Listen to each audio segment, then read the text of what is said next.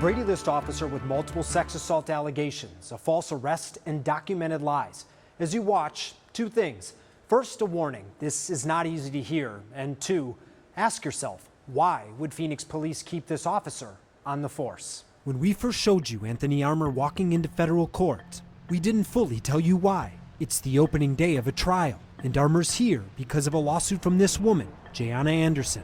She claims Armour groped and fondled her during a traffic stop for an expired tag. Now, cameras aren't allowed in federal court, but after our investigation into Armour, Jayana came forward to tell us her story during an interview before the trial. Where would you like for me to start? It's whatever you're comfortable telling me. The traffic stop happened in October 2015. That's just 3 weeks before Armour lied about the separate false arrest that got him Brady listed. When I rolled my window down, I said, "Good evening, officer. What did I do something wrong?" When I pulled out from the ATM, and the first thing he says to me is, "Don't play dumb with me," just like that.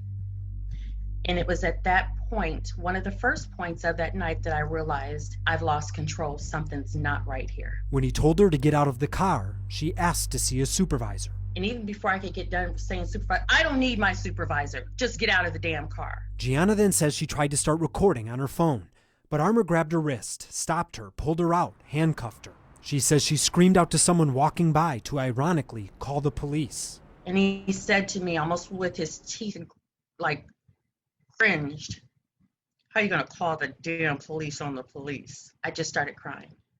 With his left hand, he went down inside my, I had some jogging pants on, and they were pretty old. I had probably had them over 12 years, and so the pockets and everything were just kind of torn on the inside, and he goes down into my pocket, and all I can feel is his hand going down across my side and in between my thighs. So close to where I could feel him rub up against.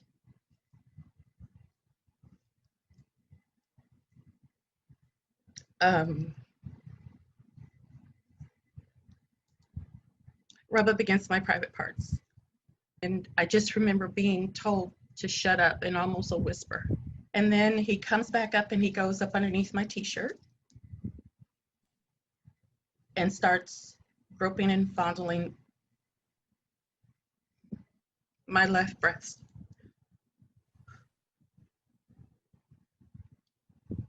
And that was the point that I knew that everything was just totally out of control.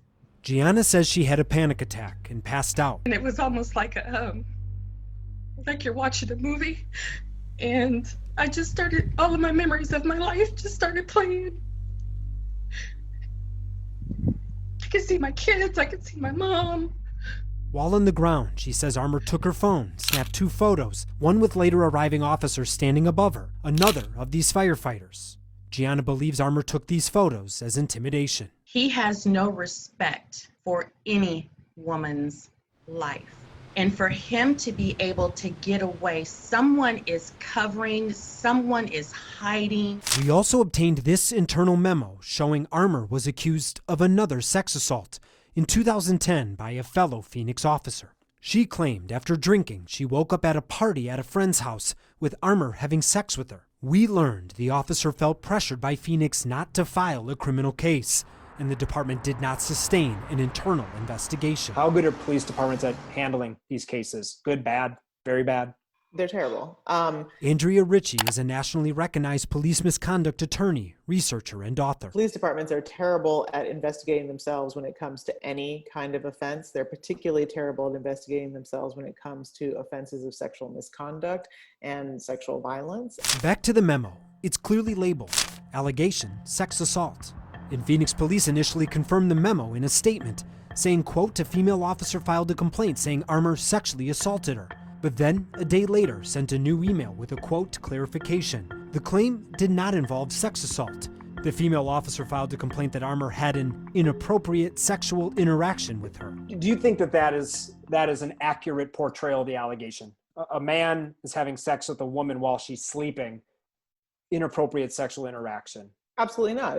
It's under most states, if not all states, rape. So what do you think that says about Phoenix police that they're now trying to come to me 10 years later and even rewrite the history of their own memo telling me that it's differently? I mean, does that signal a culture, corruption, trust problem? I mean, it certainly signals that the Phoenix Police Department is explicit in rape culture, which becomes very concerning in terms of the fact that they're also the agency that's charged with investigating and presumably responding to rape. We asked Chief Jerry Williams about that phrase, inappropriate sexual interaction. Where did that phrase come from? That's not in that report. That's made up. It's a made up phrase. Were you aware that that was going to be sent to me? So I'm not aware that was going to be sent to you, but at the end of the day, our PIOs get thousands, hundreds and thousands of requests, and I don't monitor all those requests because I'm busy running a police department. Understood, but this is a pretty big deal. I mean, this officer, he's involved in 2 lawsuits. And He's actually, accused- former officer. Correct. That's Former true. officer. Former officer. He retired with accidental disability, full benefits. He, was involved in 2 lawsuits. He's been accused now twice of sexual assault. So, I mean, that's a pretty big deal. It is a I mean, big deal. given some of the recent issues with this department and, officers being arrested for sexually assaulting people in their custody. It is a big deal. Okay. I agree. Okay. But he's a former officer. So now, your PIO's office, they respond, they say, a woman who wakes up with a man having sex with her from being unconscious, that's inappropriate sexual interaction.